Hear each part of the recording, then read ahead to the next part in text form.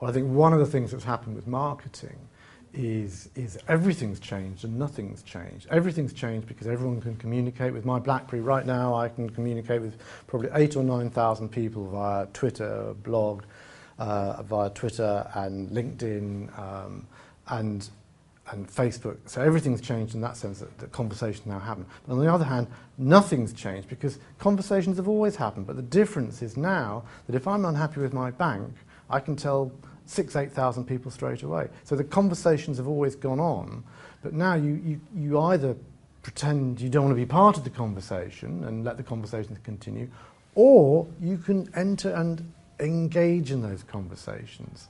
So I think for the big boys, marketing's changed, and for the little guys, suddenly lots of stuff is relatively free, and I think what's become more important is the message and communication and engagement and community, rather than buy brand X cheaper today than it was yesterday.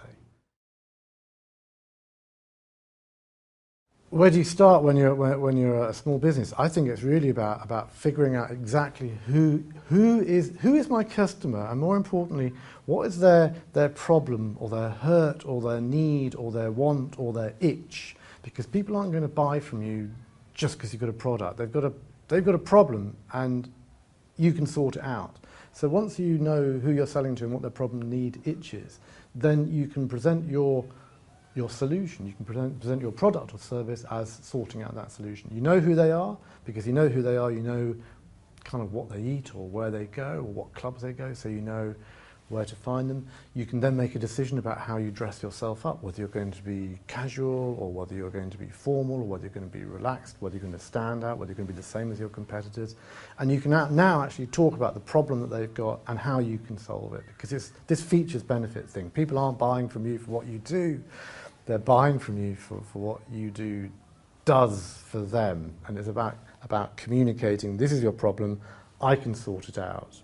The fact that you sort my back out with needles because you're an acupuncturist is almost immaterial. The thing that I want is I've got a bad back, you can sort it out for me. I think that if you talk to brand managers in the large organisations, what they have found is that return on investment is collapsing. You know, the old ways don't work. Whacking up an advert at the Super Bowl doesn't bring you the sales that it used to, because there are so many different channels and so much communication and people are talking to so many different people.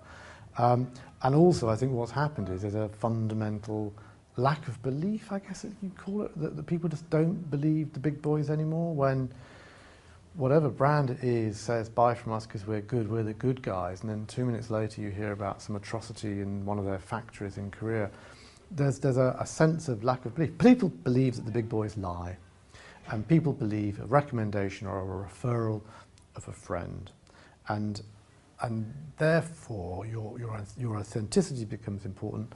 And I think as a small business, you really are able to get through quicker, because it's the boss talking, and come and see us. If you don't like us, put a brick through our window. It's kind of like a very quick, immediate piece.